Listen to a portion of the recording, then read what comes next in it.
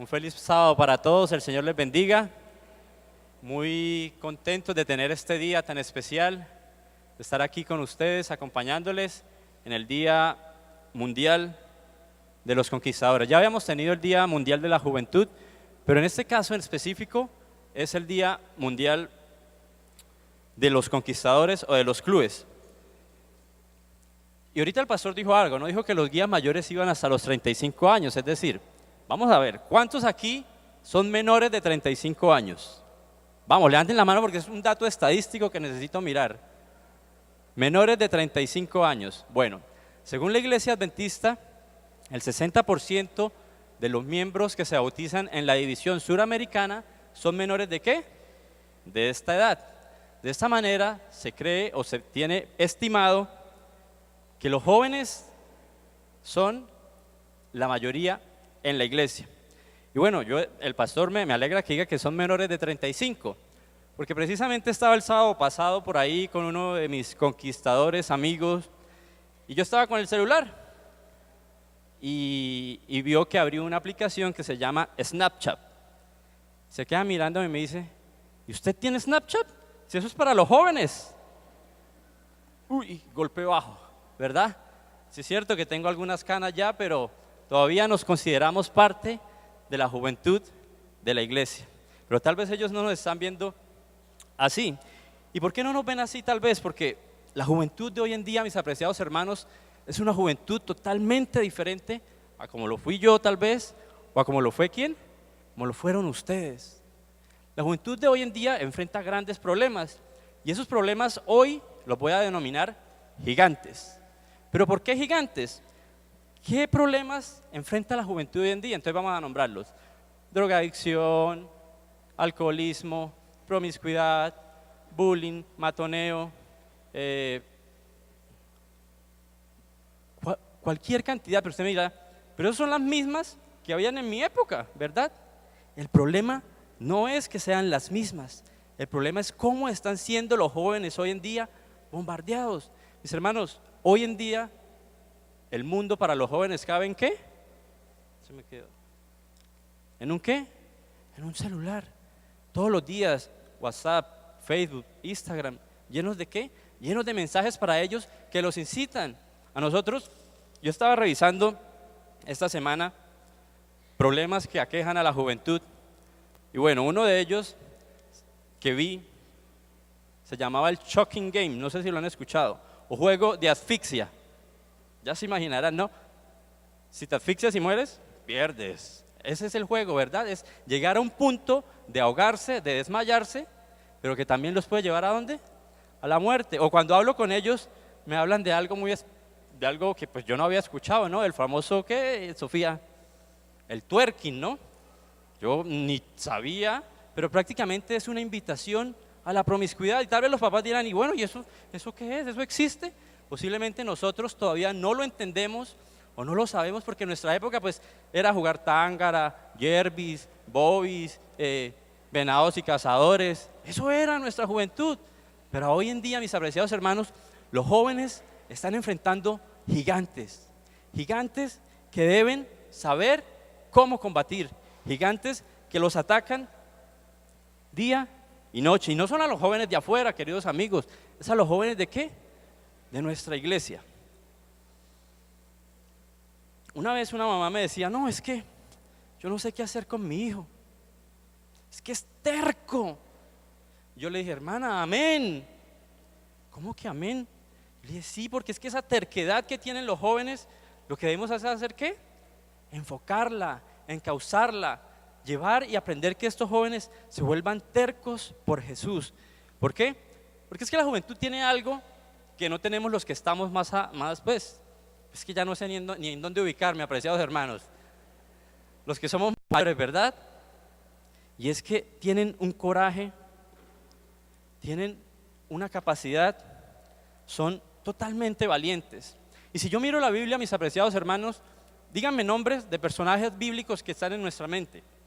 José, Daniel y sus amigos, Caleb, Moisés en Egipto, Jesús en el templo, el niño Samuel, Jeremías, Timoteo, Esther, Joás, son nombres de héroes bíblicos, por así decirlo, ¿verdad? De aquellos que nos cuentan en las historias juveniles, en cuna, en cada una de las clases.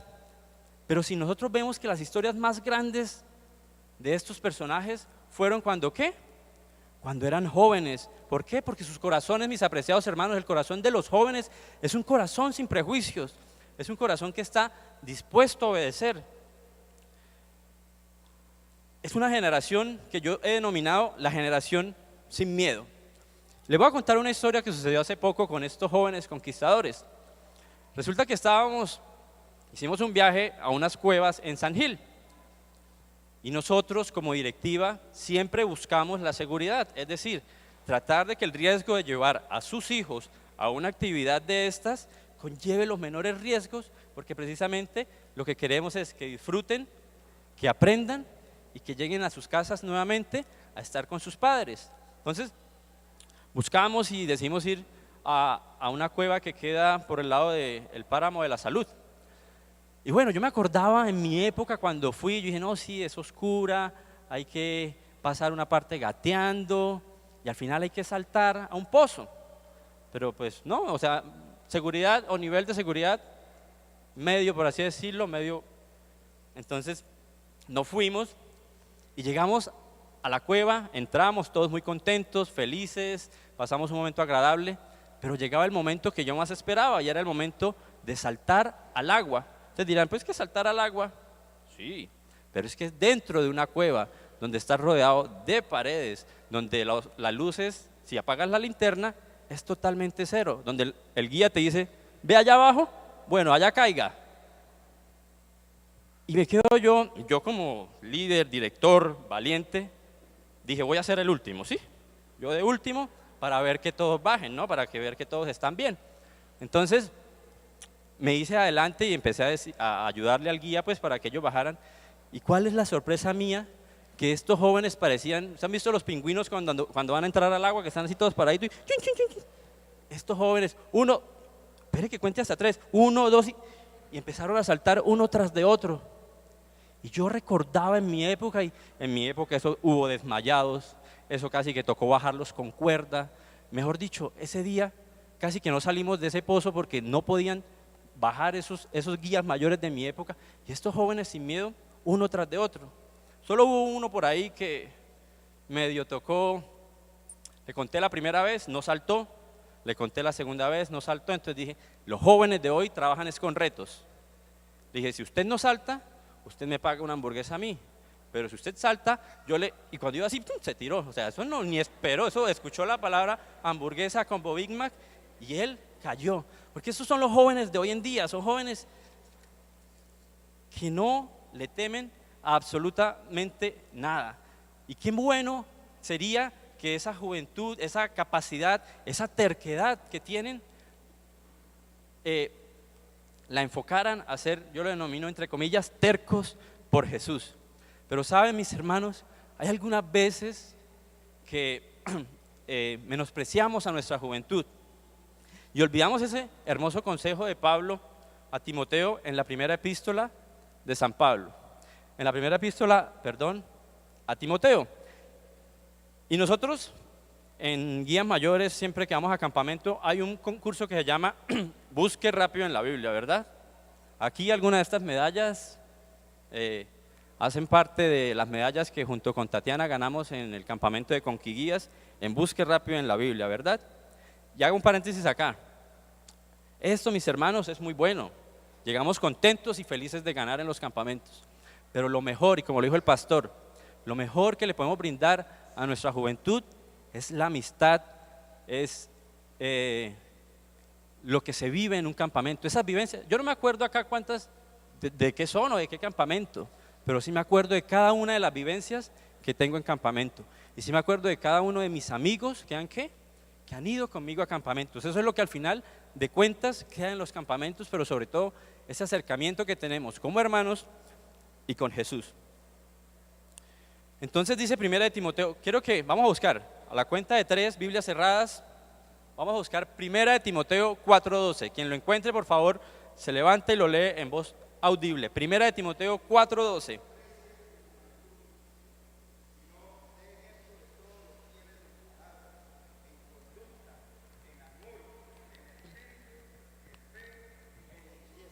Amén. ¿Saben? Tenemos ahí a hermano Antonio, ¿no? Para algún campamento, ¿no? Bien rápido que lo encontró, ¿verdad, hermano Antonio?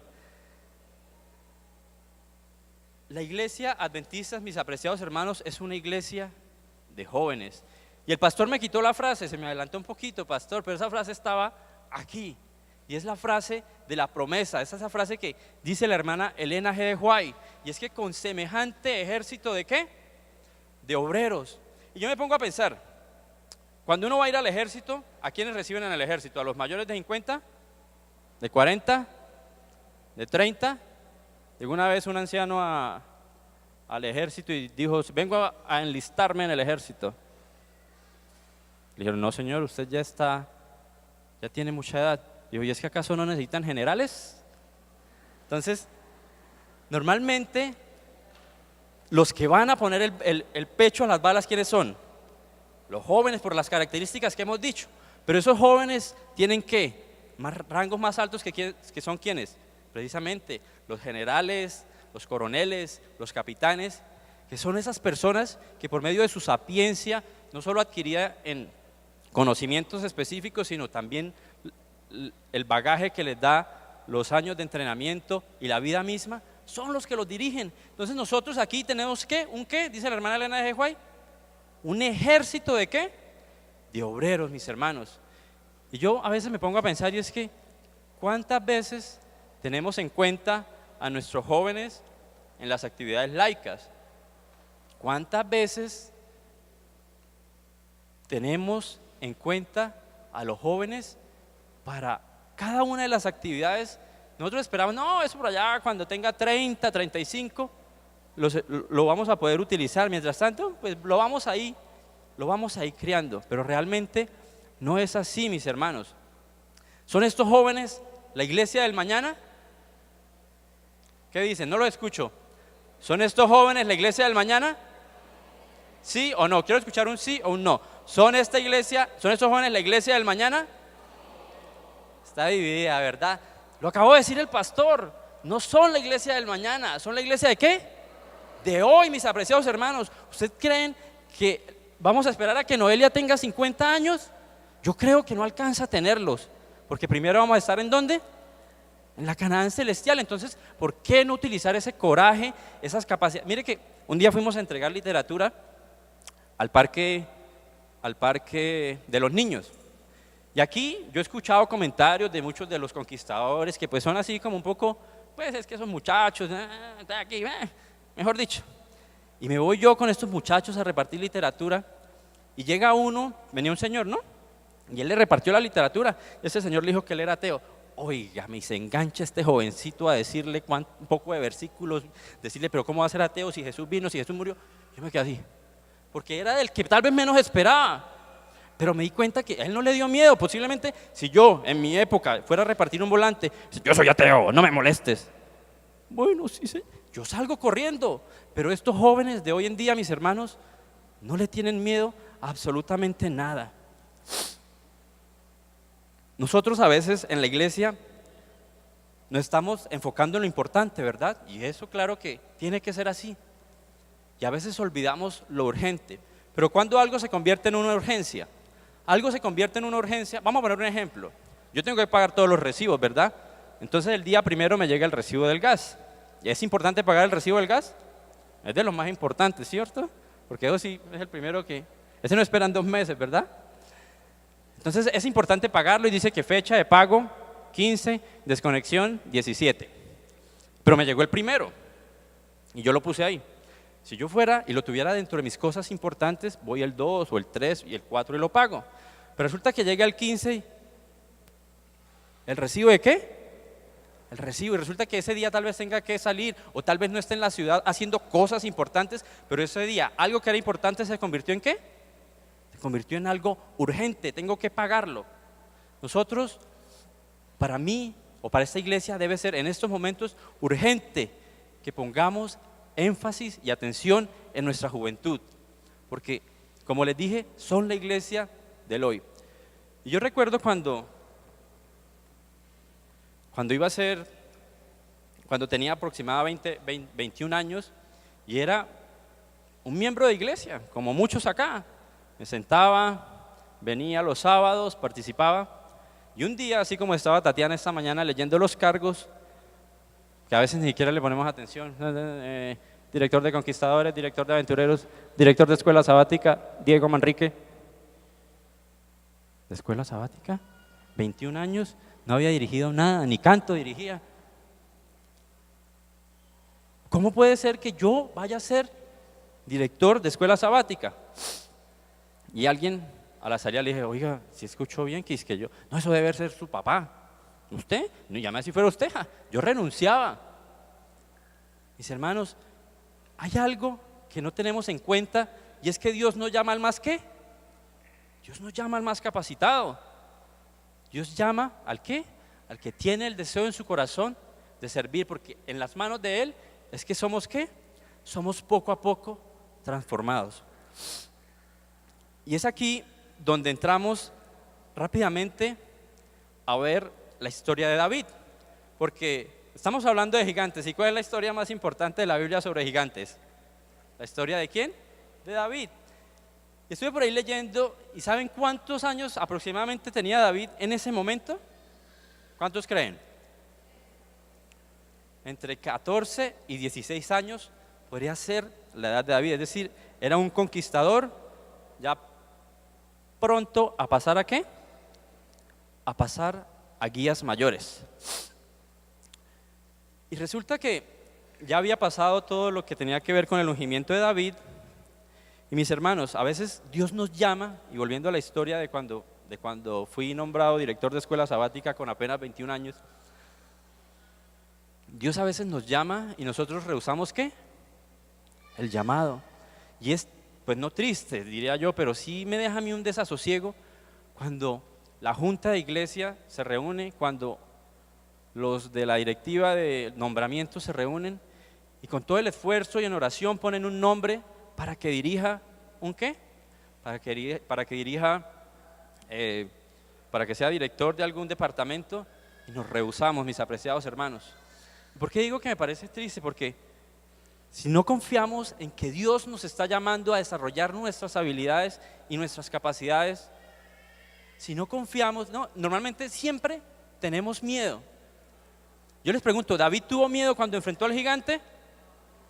La Biblia no lo dice, posiblemente en algún momento pudo haber, no, yo creo que no dudo realmente, pero sí, pues ver un hombre, imagínense, ver un hombre de 3 metros, de más o menos 160 kilos, yo creo que pesaba unos 200 kilos, con una armadura que pesaba aproximadamente 150 kilos, o sea, levantaba su peso prácticamente puesto, algo debió haber sentido. Pero mis hermanos, acuñé una frase, normalmente me gusta llevarme frases cuando voy a una conferencia, cuando escucho el sermón, que queden en mi vida.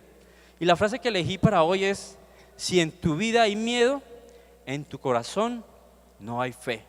Porque si tenemos miedo a enfrentar los llamados de Dios, si tenemos miedo a que si Dios me está llamando y no tengo fe de que Él me está llamando, es porque hay algo que no he ejercitado, hay algo en mi vida que no he puesto a funcionar, y esa es la fe. Y ahorita vamos a ver en la historia de David cómo podemos ejercitar y cómo se ejercita la fe. Pero normalmente, mis apreciados hermanos, debemos acatar estos llamados. Recordemos un llamado que se le hizo a alguien y no quiso participar. ¿A quién? Que lo comió una ballena. Jonás hizo un llamado, a Jonás se le hizo un llamado. No era joven, posiblemente por eso no fue, porque donde hubiera sido joven hubiera ido, pero Jonás ya tenía en su mente unos conceptos que los ninivitas eran como, eran malos, ellos no merecían el perdón. Y así pasa a veces. Si a nosotros nos llamaran como obreros en la causa de Dios, no, Diego, le llegó el llamado, se debe ir, o si usted quiere, se va a ir para el África, no, para Siria, que allá no está pasando nada malo, ¿verdad? Para Siria ya hay gente que necesita el evangelio. Y entonces yo ya, que tengo 30 y algo de años, pongo a pensar, ¿no? Y Siria, pero pastor, es que allá, Noelia, está muy chiquita, ya ese lenguaje, ¿no? Y no, Melissa embarazada, no le dejan subir al avión, pastor, no, es complicado y estamos aquí, unos proyectos y no, eso no es para mí, ¿cierto? Nosotros, los que tenemos mayor edad, normalmente sacamos o razonamos un poco más las cosas, pero los jóvenes son ¿qué? Impetuosos. Y por eso digo que si Jonás hubiera sido tal vez un joven, hubiera ido sin titubear a Nínive. Jonás titubeó y tuvo que pasar 3 días oscuros y difíciles. Si Dios nos llama, mis apreciados jóvenes, hermanos, es porque Él nos ha dado las capacidades. Y Dios va dirigiendo nuestra vida. Y resulta que se fueron a la batalla y Isaí, un buen padre, dijo: mi hijo, venga, llévele esta comidita a sus hermanos, ellos están allá, llevan 50 días, deben tener hambrecita, llévele esto. Pero si nosotros nos ponemos a pensar, ¿era realmente Isaí el que estaba enviando a David allí? ¿Quién estaba detrás de esa misión? Dios. Dios estaba mandando a David allí porque necesitaba que David aprendiera, pero también que el pueblo recordara en quién debía basar su ¿qué? En quién debía basar su confianza. Sin que lo supiera, Isaí le había confiado al joven pastor una misión más elevada. Los ejércitos de Israel estaban en peligro y un ángel había indicado a David que fuera a salvar a su pueblo. Cada cosa en la vida tiene un propósito. No te niegues a los propósitos de Dios en tu vida. Si has sido llamado, no rechaces el llamado. Hay cosas que nos dan miedo, la falta de tiempo y la falta de capacidades, pero Dios puede suplirlas las dos.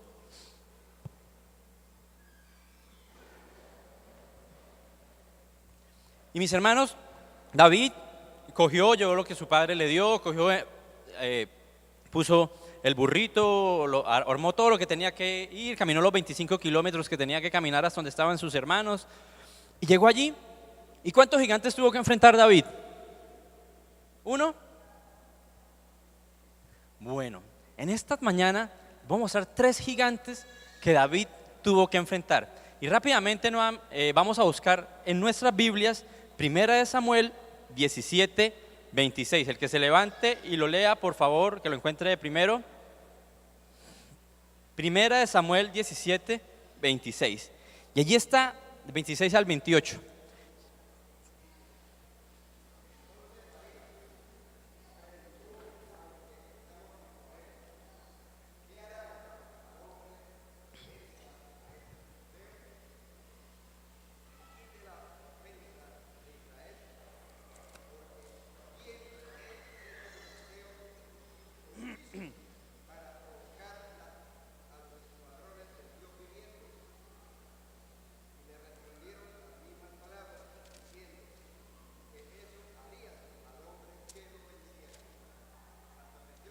Sí, por favor.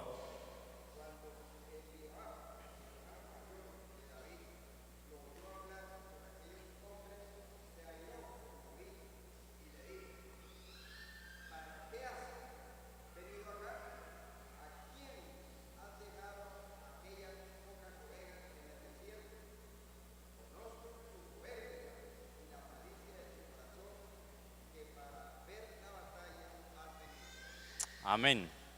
Y aquí está el primer gigante que tuvo que enfrentar David. Y ese primer gigante se llamaba la burla de su hermano ¿qué? De su hermano Eliab. Y es que normalmente, volvemos al tema, ¿cuánto menosprecio hay hacia quiénes?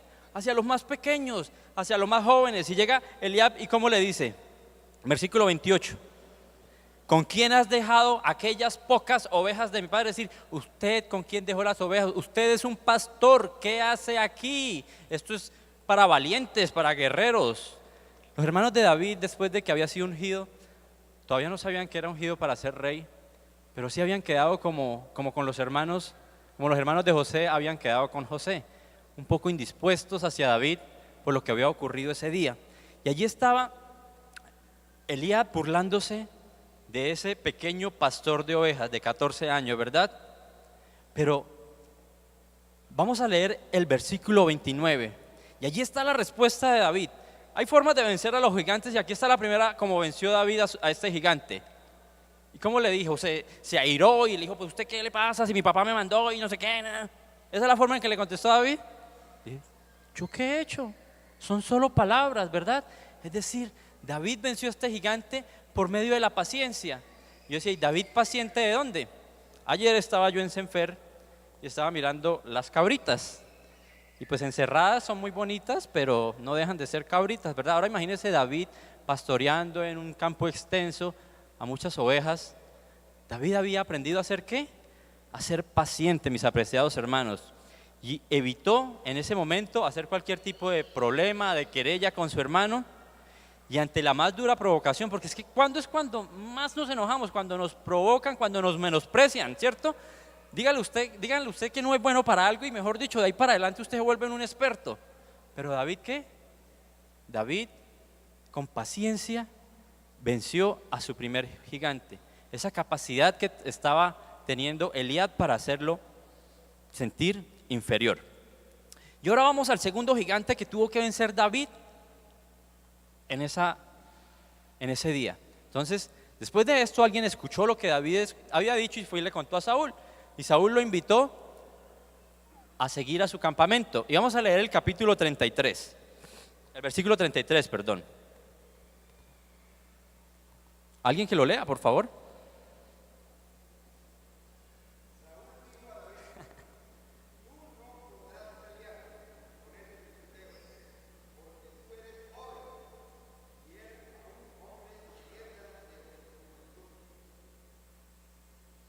Gracias.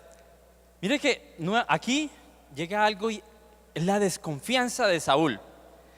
Y está bien que desconfíe de uno la familia, ¿verdad? Porque es que cuando alguien quiere acá iniciar un negocio, yo sé que muchos han intentado, ¿quiénes son los primeros que le dicen algo negativo? ¿Quiénes? Su familia, ¿verdad? Ay, ¿usted qué va a hacer eso? Eso no da plata. ¿Eso para qué? Mire, ¿qué hacemos? No, empanadas. No, eso tampoco da plata. No, nada. Para un familiar, cualquier cosa que uno quiera emprender no sirve, ¿verdad? Pero vaya usted y triunfe, ¿no? Yo le dije que por ahí era, es que nosotros la familia siempre lo apoyamos, ¿verdad? Y estaba bien, bueno, es la familia, porque es que dicen que es que la familia es el que más lo conoce a uno, pero que el príncipe de Israel, el rey de Israel, la máxima autoridad de Israel, desconfiara de David, eso ya me pone a pensar, porque digo, que mi hermano diga que no vaya, pues bueno, pero que el más aguerrido militar del ejército israelita me diga que yo no vaya porque yo soy inexperto y David y Goliat desde pequeño es un guerrero, pues eso me da pie a mí para retractarme, ¿verdad? Y uy, hasta aquí llegué, ¿verdad? Menos mal alguien me puso frenos y no el gigante que hubiera hecho conmigo. Esa pudo haber sido la actitud de David, mis apreciados hermanos. Pero David le contó una historia de qué hacía él con los leones y con qué. Y con los osos, ¿verdad? Y entonces Saúl, aún ingenuo, dijo, no, pues quiso sembrarle más duda en el corazón de David. Dijo, bueno, pero ponte mi ¿qué? Mi armadura. Y saben, aquí vamos a hablar un poquito de Saúl, porque es que Saúl me recuerda a ese cristiano que es cristiano, que viene a la iglesia cada sábado, pero que ha olvidado la providencia de Dios en su vida, que ha olvidado, como lo dice el apóstol Juan en Apocalipsis, ese primer ¿qué? Ese primer amor. Dios había hecho grandes proezas por medio de Saúl. Dios lo había ungido a él como rey, pero Saúl se había apartado del camino de Dios, había decidido desobedecer, había decidido ir por sus propios caminos y no confiaba en la fuerza de ¿quién? En la fuerza de Dios, sino confiaba en la fuerza de su armadura. Y ante este gigante, David dijo, se quitó esa armadura y dijo, yo no puedo andar con esto, porque es que yo con esto nunca he practicado. Así mismo pasa con nuestra juventud. A veces queremos encasillarlo y usted va a dar un estudio bíblico, llévese los 3 libros del Espíritu de Profecía, pero resulta que a él tiene otro método que le sirve porque ha traído amigos a la iglesia. Entonces, no es cuál es el mejor método, es el método que yo siempre he utilizado. Y el método más infalible, y habla la hermana Elena G. de White en el servicio cristiano, es que cuánto podríamos hacer nosotros como cristianos si trabajáramos de la ayuda de ¿quién? Del Espíritu Santo, de la mano de Dios. Y es lo que precisamente David hacía, confiar en Dios. Entonces Saúl mandó a David al campo de batalla, ¿verdad? Le dijo, bueno, vaya y mire a ver cómo sale usted de esa, ¿verdad? Y se encontró ¿con quién? Con el tercer gigante, el que todos conocemos, con Goliat. Y voy a leer los versículos 45, 46 y 47. Porque si hasta aquí no nos ha quedado absolutamente nada, que se nos queden estos 3 versículos, porque son la base de la fuerza la fuerza del cristiano, de la fuerza de los jóvenes. La fuerza de David no era porque la piedra fuera una piedra especial, no, ni porque la onda también fuera algo supremamente especial. La fuerza de David radicaba en estos 3 versículos. Eso sí lo leo yo, hermano Antonio, gracias. Y sabrá toda esta congregación, el 45. Entonces dijo David al filisteo, ¿tú vienes a mí con qué? Con espada, con lanza y con jabalina, mas yo vengo a ti en nombre de ¿quién? De Jehová de los ejércitos, el Dios de los escuadrones de Israel, a quien tú has provocado. Jehová te entregará a ti en mi mano, y yo te venceré, y te cortaré la cabeza, y daré hoy los cuerpos de los filisteos a las aves del cielo y a las bestias de la tierra. Y toda la tierra sabrá que Dios hay en Israel. Y sabrá toda esta congregación que Jehová no salva ¿con qué? Con espada ni con lanza, porque de Jehová es la batalla y Él os entregará en nuestras manos. Apreciados jóvenes, nuestra guerra no es por tener más conocimiento, nuestra batalla no es por el que más sepa o el más juicioso en el colegio. ¿Es por qué? Es porque simplemente tenemos el poder ¿de quién? De Dios, de Jesús, del Padre en nuestras vidas.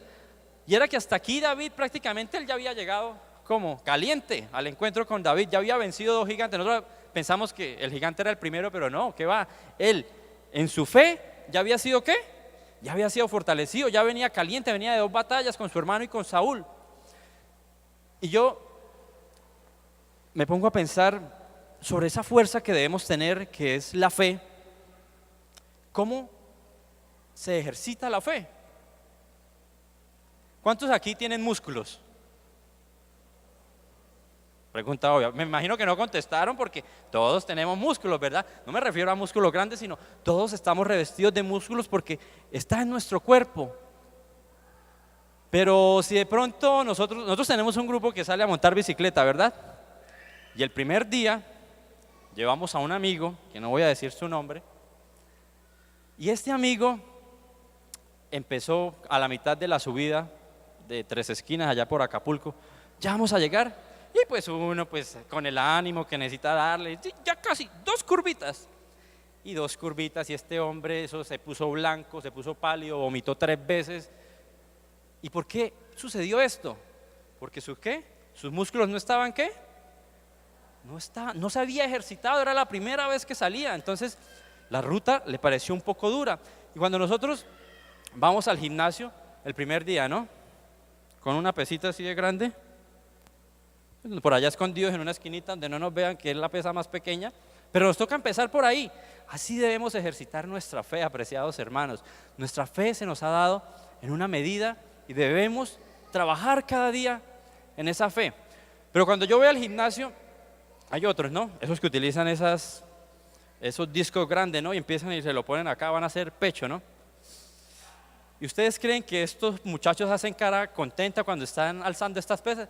1, 2, no, ¿verdad? Usted empieza y los ve, ¿no? Yo los veo, no es que yo haga así, ¿no? Yo los veo y ellos están allá y eso empiezan antes de sentarse, ¿no? Y luego empiezan, se sientan y viene la primera. 1, y ya se ponen esa cara así como de fuerza, como que mejor dicho, están sosteniendo el mundo. 2, eso gritan, hacen todas las escaramuzas hasta que por fin hacen las 3 que iban a hacer, ¿no? Entonces, cuando nosotros empecemos a ejercitar nuestra fe, queridos jóvenes, Va a ser así. No va a ser un camino fácil al principio. Van a haber momentos en que cuando esa fe se vea a prueba, nos va a hacer llorar. Pero a veces no ejercitamos nuestra fe, no oramos, no estudiamos, no le compartimos a otros. Nuestra vida no refleja a Jesús por ningún lado. Y cuando vienen las pruebas, le dice uno a un joven, terminamos, vamos a empezar la reunión, ¿te toca orar? Yo, ¿por qué? Que ore él nunca ora, a mí siempre me toca. O cuando nos toca, en los viernes en la recepción de sábado, le toca orar. Ay, no, otra vez yo, porque ninguno ora, ni siquiera cuando se lo piden. Pero ay, de que estos días tembló, ¿no? Y ahí sí, esos son los poetas de la oración, ¿verdad? Querido Señor Jesús. ¿Por qué hacemos eso, mis hermanos? ¿Creemos que nosotros vamos a ser capaces de vencer los problemas de la vida, las dificultades, si no nos ejercitamos a diario? David se ejercitaba a diario, mis apreciados hermanos. El Señor poco a poco le puso pruebas, le puso un león, le puso un oso, le puso a Eliab, le puso al rey Saúl y finalmente le puso a David. Una sencilla piedra del arroyo, mis apreciados jóvenes, unida a la habilidad de un muchacho y su confiada entrega al Dios eterno, dio a los israelitas una lección que nunca pudieron olvidar. Mis hermanos, Dios tiene planes para esta iglesia, Dios tiene planes para nuestros jóvenes, Dios tiene planes para cada uno de los directores de departamento. Debemos trabajar juntos en esa obra, que la sapiencia de los mayores se junte con esa audacia que tienen los jóvenes y que juntos, con ese poder del Espíritu Santo, podamos conformar ese ejército prometido. Que podamos ejercitar nuestra fe. Esa fe que nos va primero a ayudar a vencer a los gigantes que aquejan nuestra vida. Llámense como se llamen. Hoy hay ferias, posiblemente muchos jóvenes estén pensando en ir. ¿Ese va a ser nuestro primer gigante a vencer? Oremos, estudiemos, vámonos en la tarde a hacer la obra misionera y verá que en la noche no habrá de qué acordarnos, sino de aquel trabajo que hicimos para nuestro Dios. Hemos de ser, mis apreciados hermanos, el tercer Elías, pero no vamos a ser Elías si no nos ejercitamos en la fe. Es hora de que cada uno venza a sus gigantes, de que cada uno entreguemos nuestras vidas a Cristo. Y eso es decisión de cada uno. Podemos salir de acá y seguir siendo abofeteados y perdiendo nuestras luchas, o podemos salir de aquí dispuestos a vencer. Pero para eso debemos rendirnos ¿a quién? A Cristo. Así que voy a pedirle a Daniel, voy a cantar el himno número 261. Salvador, a ti me rindo. Y quiero que cada uno de ustedes, a medida que sienta el deseo de trabajar por Cristo, que sienta el deseo de fortalecer su fe esta semana, se levante y vaya acompañándome en este precioso himno que vamos a cantar. Después de esto, nos vamos a arrodillar y vamos a orar. Vamos a hacer una oración audible. Vamos a arrodillarnos porque el piso está bueno para arrodillarnos. Voy a tener una oración desde acá y después cada uno va a quedarse de rodillas. Si tiene algo que decirle a Dios, se lo ha de decir. Si hay algo que necesite pedirle a Dios, se lo ha de pedir. Pero que sea desde aquí, desde la iglesia, desde donde salgamos fortalecidos en nuestra ¿qué? En nuestra fe.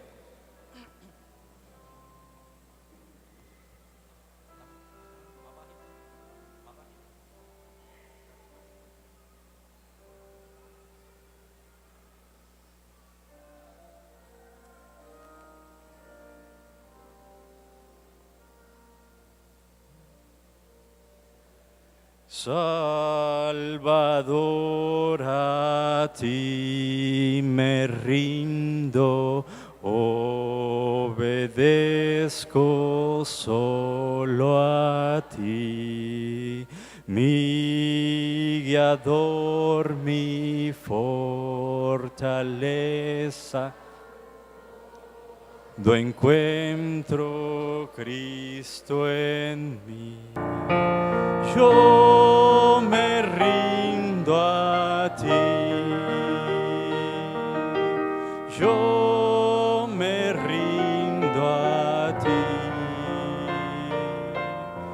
Mis flaquezas, mis pecados, todo rindo a ti.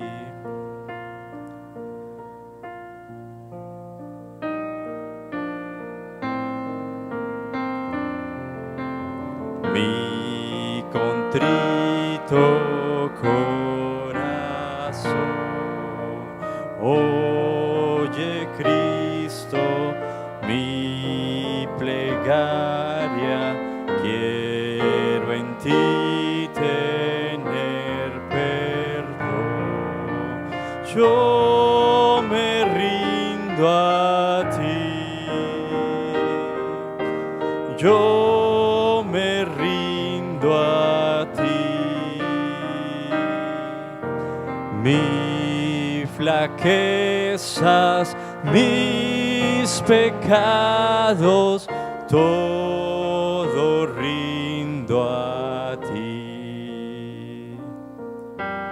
A tus pies, Señor, entrego bienes, goces y placer, que tu espíritu me llene y de ti siempre. Yo me rindo a ti. Yo me rindo a ti. Mis flaquezas, mis pecados, todo rindo a ti. Oh, qué gozo encuentro en Cristo, cuánta paz a mi alma da. A su causa me consagro y su amor mi amor será. Yo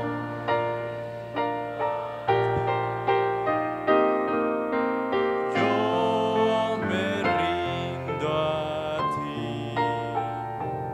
Mis flaquezas, mis pecados, todo rindo a ti. Vamos a arrodillarnos y al final cada uno rendirá al Señor su alma. Se levantará y en completo silencio, mientras los demás siguen orando, vamos a salir. Oremos. Amante tierno, Dios y Padre, delante de ti, oh Señor, está tu iglesia en pleno. Niños, jóvenes y adultos, oh Padre, que deciden entregar su vida totalmente a ti, oh Señor, para que seas tú por medio de nosotros, oh Señor, el que pueda vencer a esos gigantes que día a día se nos presentan. Tú sabes las necesidades de nuestros corazones y el deseo que tenemos de servirte y de predicar este evangelio a todo el mundo, pero que, Señor, lo hagamos de tu mano, que nuestros esfuerzos no serán nada si no tenemos el poder de tu Espíritu Santo. Danos, Señor, la fe que tanto necesitamos, pero ayúdanos sobre todo a saberla ejercitar, a que esa fe, Señor, día a día crezca en nuestras vidas y en nuestros corazones y podamos llegar a ser llamados amigos de Dios. Bendice a tu iglesia y cada uno en este momento, Señor, va a poner sus necesidades en tus manos. Escúchanos, oh Padre, y bendícenos en el sagrado nombre de Jesús. Amén.